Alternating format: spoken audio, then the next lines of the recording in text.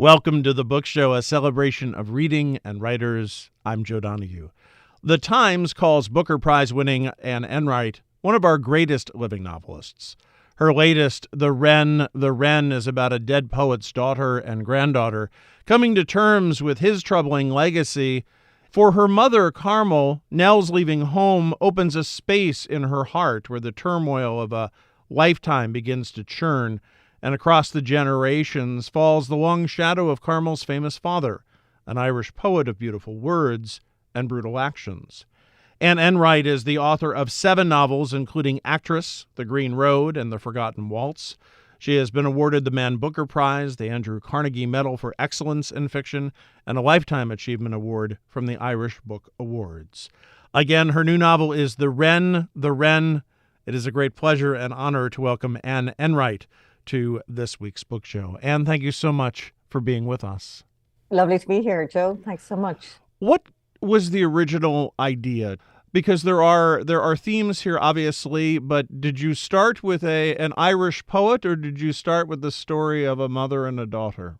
Started with poetry itself, I think, or Irish poetry itself during lockdown in April 2020.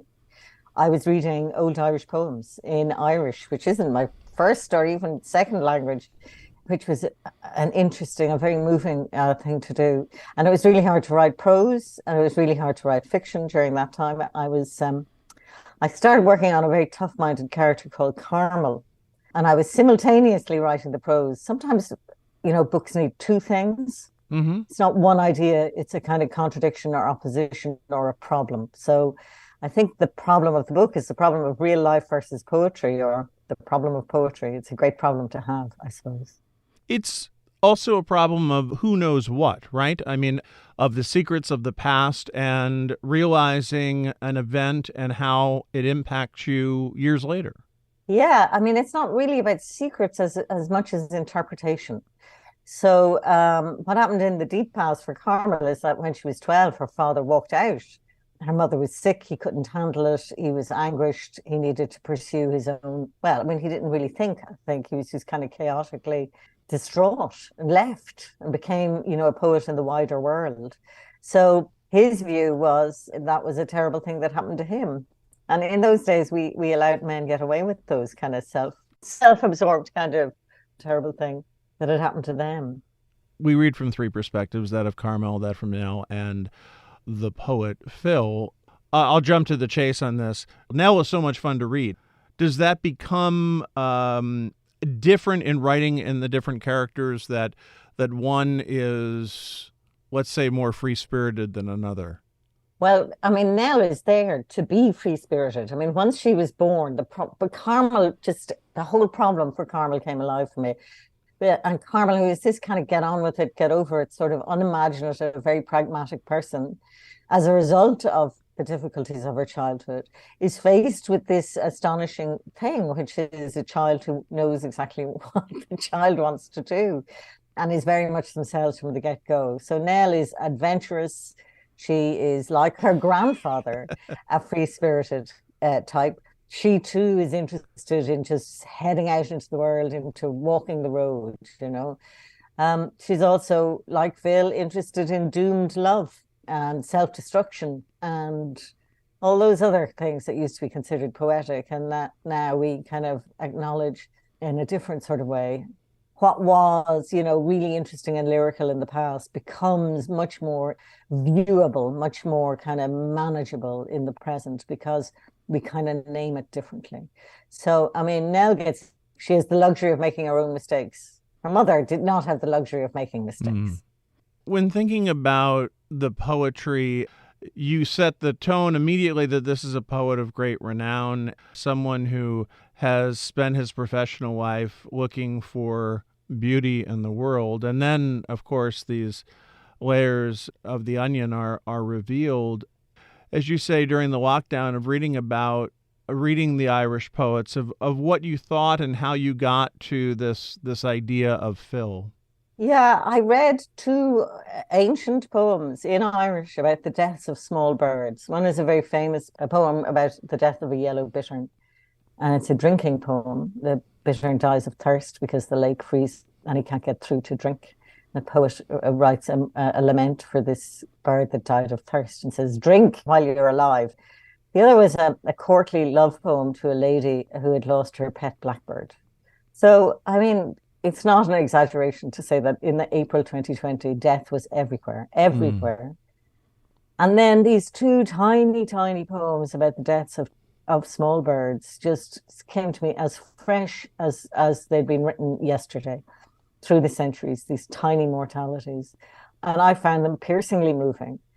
I am an absolute sucker for the Irish lyrical tradition. It just gets me every time. And actually, I'm a bit of a lyrical writer myself in a way. So I have to be attentive to make language lovely. And with lovely language, making everything untrue. You know, it edges into untruth or into fakeness. The nicer it gets. Yeah. I want to talk about that lyrical nature of your writing, because while this is obviously hard and difficult, how you feel it comes out of you in the sense of, is it natural, or is it really something you labor over? All style is a temptation. I'm just going to say it's a temptation. You spend years in a book.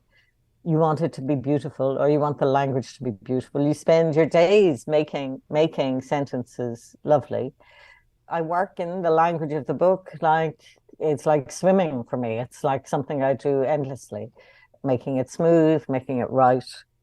Yeah, I redraft all the time.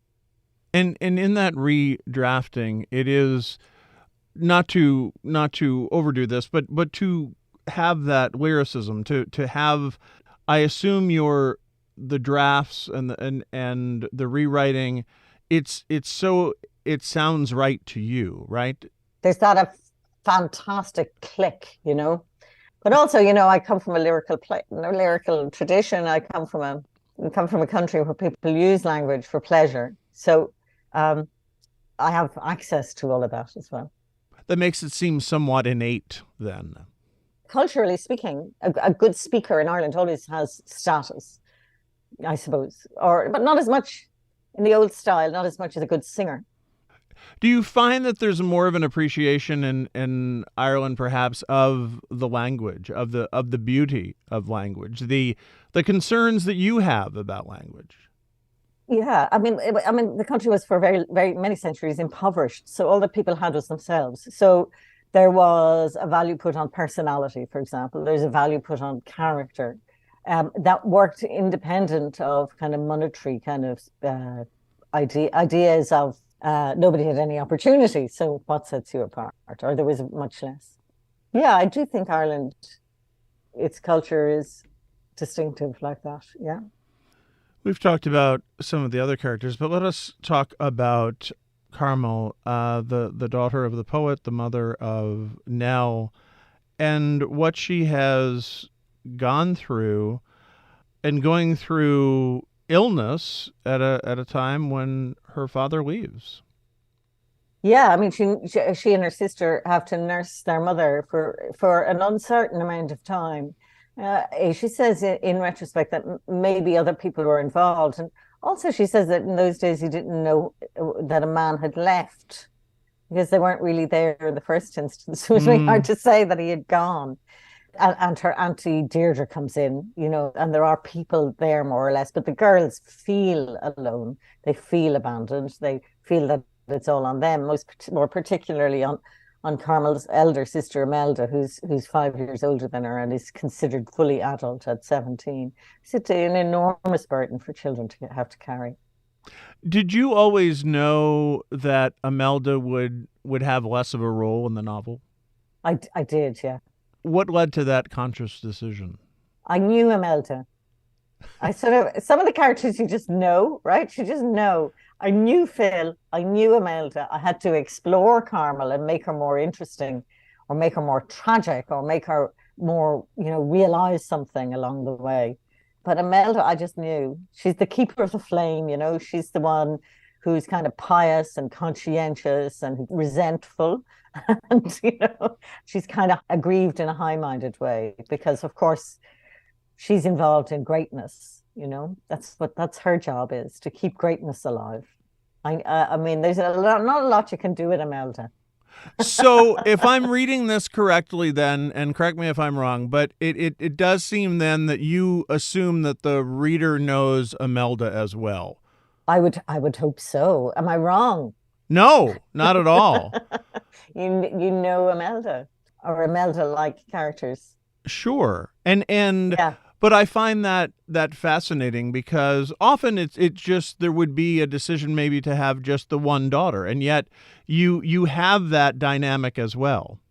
Yeah, I mean, in the gathering I had 12 children, and it's always technically interesting. I'm quite interested in the American novel where siblings are more of a problem than a resource for the writer. You just get rid of them, and just write the book about one character. But my characters are, they're in families, and it would be hard for me to have an only child, I think, in a book. But also, there's a kind of strain in the book about women who really like men. Carmel really likes men. Imelda is dedicated to the memory of a man. I just like pointing it out. It is an answer because you point it out, and yet you're not exploring it as you do the to get into the character like Carmel or Sure. Tanel. I mean, the thing is, Phil isn't, he's a poet of reputation. I don't know how lasting that reputation is going to be. Even his daughter says at his funeral, she wants to go up to one of these impressive looking mourners and say, do you think he was any good as a poet? Because her friends don't really rate him much as a poet. They think he's kind of old fashioned and stupid.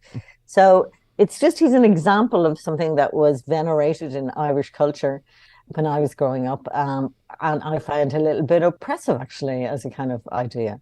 The Irish rural lyrical male. And then there is a YouTube video that surfaces of Phil before his death, and it is fascinating to both Carmel and Nell. It's interesting how they're impacted so differently by it. Yeah, again, and this is just like bingo, there it is, different interpretations for exactly the same thing. There's a clip of Phil.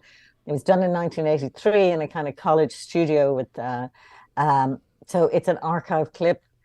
It gets pushed to Nell's phone because that's how life works for her. She's very online, and even, without choosing it, she sees her grandfather on her phone. But Carmel looks at it and just really tries to figure it out. She thinks about how when he left, she says, a room in her head filled with earth. And that kind of closed, filled room is with her still. Nell looks at it and she sees two people being self-important, and she goes, like, what? And she also thinks that her whole family is coming out of his face. As soon as he opens his mouth to speak, there's her mother, there's her auntie, there's her own intonations. She gets the whole kind of what might be called the poetry of inheritance. These arbitrary, sometimes lovely gestural things mean nothing except that you're a bit like your grandaunt. I'm very interested in those. I like those things. You write toward the end of the novel, there's a sentence, and I want to go back. It's just the language is so beautiful. Carmel is coming home and says, "Godmother, you sound so Irish," I say. "How do you want me to sound?" This is a very good question. After that first strangeness, I step through some invisible membrane, some resistance. I am home. That's a beautiful, I think we've all felt that in some way in returning home, and yet that idea of a membrane is very lasting to me. Oh, good. It's not an impermeable membrane. It's very, just shivers Yes. through. You just shiver through it. And obviously, her mother is going to sound Irish, right? That is Sure. that's what it is. Well, she's brought home, no, spoiler alert, she's brought home an Englishman. Yes. And that roils up Carmel's kind of, what? Who's this guy, And he's English. But yeah, she's been away. And I love that moment of return. When you've been away, you've had adventures, you packed your life full of all kinds of things, and you come home and it seems like nothing's happened. But of course, many things may have happened, but it just seems so samey. Everything you went away from, there it is again. slightly more itself, slightly more visible as, in this case, Irish. You write, Carmel could not figure out what she saw in him. And that's, again, another universal thing, isn't it? Yeah, maybe. I don't know. It's very Carmel. I mean, some other mother might look at a partner that's brought in the door and say, "Oh, lovely." Carmel isn't an "oh, lovely" sort of person. She goes, "Okay, let's have a think about this." And I just had this marked because it was, again, the use of the word membrane. But then Nell says, one day the bubble burst for me, whatever the bubble is, that huge oily membrane shivering above my life that sometimes I call love and sometimes dread.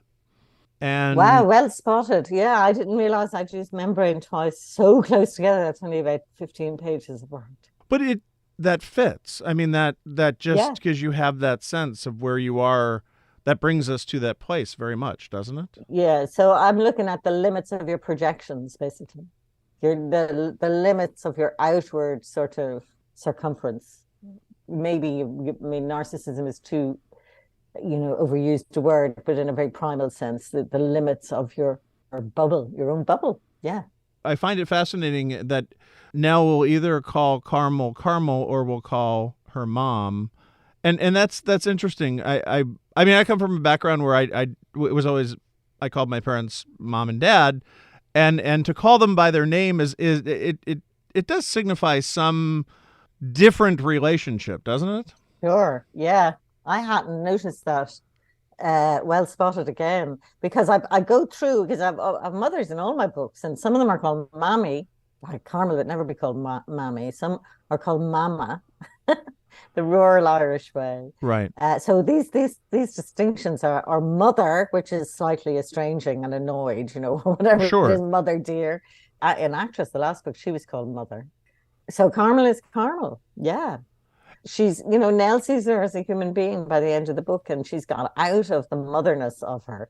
She's got around that somehow. She's turned her into a human being, which is great achievement for someone so young to be able to see her as herself and take her as herself. We were talking earlier about the lyricism. You said very much a part of the Irish tradition, and I was just thinking that is, do you think what brings your work to of such interest to an American audience and to us?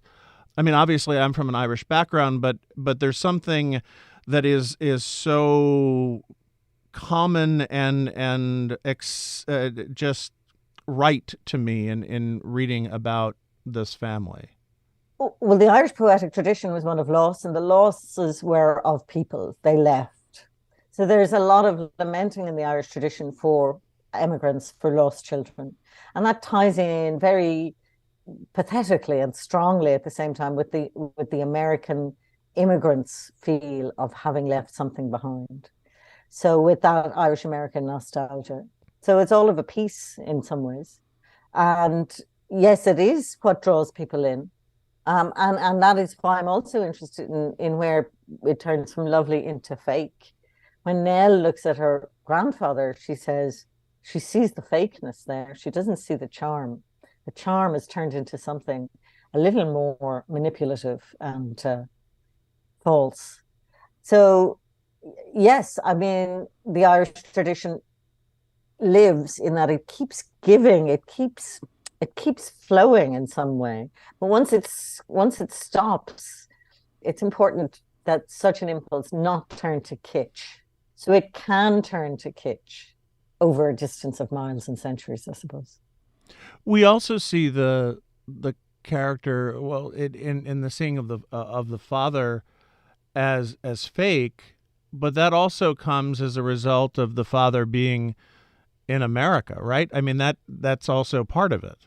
Exactly that. Yeah, he goes to America. He goes to Boston, and is, that's where the rewards are. In Ireland, the flattery of poets isn't as common, perhaps. So so he goes where he's going to be admired, and that is America. And when he's in America, he says, "Oh, I never left Ireland. It's always with me." And that's to Carmel is a really kind of mad thing to say. I never left, because of course he left her. In reading the Irish poets during the lockdown, did you have a reverence for them, or anything more than an appreciation? Some of the very early poems are written by monks. They're very interested in the natural world. I find reading poems in Irish switches off my irony machine. I can't be ironical about something that's in Gaelic, in Irish. It just doesn't work anymore. So there's some feeling of truth there. And that's one reason why Phil's poems are on the page, because you can say what you like about the character, but the writing just is, and it's incontrovertibly itself. And I hope holds some sense of loveliness or meaning. It certainly does. In those sections when you are writing the poetry, what was that like for you? Was that done as you were writing that section, or was it done separately?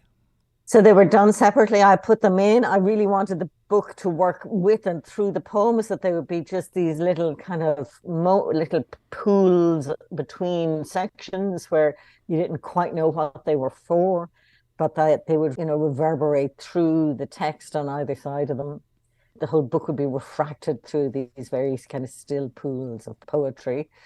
So that was the idea, the rather large idea. So I put them in, I took them out, I put them in again.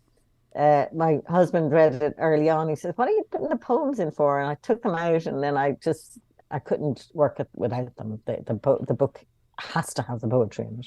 And then when a poem is labeled as an ancient Irish poem, they are indeed that. Yes, they are indeed. Yeah, and so they are versions, not exactly translations. They are versions from the medieval or from the 18th, 19th century poetry, which I did myself, and went back to the originals to kind of refresh the meaning a little bit in English, and that was just a labor of love. The Wren is the title of the book, is a poem that is written for Carmel by Phil. It is, yeah. It works a number of different ways. It's a poem about love, but it's also a poem about leaving and her ascent away from him. And I mean, the thing you have to say about Phil's writing is that he really means it at the time. So he writes a poem about his daughter as a little bird, and then later we discover that bird is hunted and killed the day after Christmas. So it's not quite a poem about freedom. It's a poem about being trapped and let go, that there are kind of darker undercurrents in there too. As far as you mean it when you write it, do you feel that way, that if we read a work from 10, 20 years ago, that you still mean it that way? So it doesn't carry a single meaning even at the time. So you're playing even at the time. But whatever that playfulness is, that stays, I hope, held in that structure that was that book then. And I'd love to go back and fix various stupid mistakes in books, but I wouldn't ever change the spirit of them, because they are, as much as I can, a gathering up of whatever it is I feel just at that time about this particular possibility. Does it take you a while to get into that playfulness? I don't really, I don't really count the hours. Okay, so I don't know Yeah. how long. I don't know how long anything takes, really. It's like I've done so many books now. It's like long haul flights. I never count the hours. I never count the months or even the years now. As far, there is a stage where I say, okay, maybe I'll get this out in 2023, and I'm happy if I can do that. But so I don't know about time. There is a moment, I suppose, when the book's various kind of sections start talking to each other in a meaningful way. And that's very nice too, that the connections are coming tight. That's, I suppose you call it coming together. That's when the book comes together for you. And it comes, obviously, you want it to come together for the reader as well. And do Do you learn from your readers, or is that something that you're not as interested in? You have to be a little bit wary, Yeah. because you can be so alert to criticism, um, and then you can find out that the critic is just having a bad day and doesn't know what they're talking about, and it says Carmel is Phil's sister or something mad. You know what I mean? They say, oh, they haven't even read the book. They got it all wrong. What were they reading? We don't know. I like to take the general temperature from the readership. This book is interesting in that the lyricism that's always been in my work is made overt by Phil, and people catch it now and they say, oh, yeah, no, this is, as you said, this is lovely the way it's written, and that they kind of see that that's part of the point for me. I don't ever learn from the page flickers. You go, oh, a poem. What's that for? And they just skip over the poetry. If you skip over the poetry, go get another book. The thing that always really I can't figure out is when readers say, I didn't connect with the characters. And I don't know, I actually don't know what that is all about. I don't know what the mechanism of connection might be. What is it? Do you think is that a shorthand way of saying whether they like them or not, do you think? I suppose the likability or identification, whether you like or identify with the characters. Maybe I couldn't identify them, but connect is really an interesting problem. Because I'm so sunk in those characters. I'm so with them. As a writer, I feel so utterly connected to them that I just don't know. It's like, how did that not come across on the page somehow? But if you can't get how the emotion is held by the prose, then I don't know. Sorry, that's just a kind of aside about the readership. Well, no, I find the whole thing about unlikable characters. I've lived through that. Like, I have done so many books. People say, why are they so sad? Why are the characters so unlikable? And to me, that is like walking past a building site and being told to cheer up, Well, smile, that you have to produce lovely, likable characters who have lovely, likable lives. I mean, maybe not. Again, Anne Enright's new novel is The Wren. It is published by Norton. Thanks to our producer, Sarah LeDuc. Write to us at book@wamc.org. The latest on National Productions programs is available via the Airwaves newsletter at wamc.org and on social media at WAMC Radio.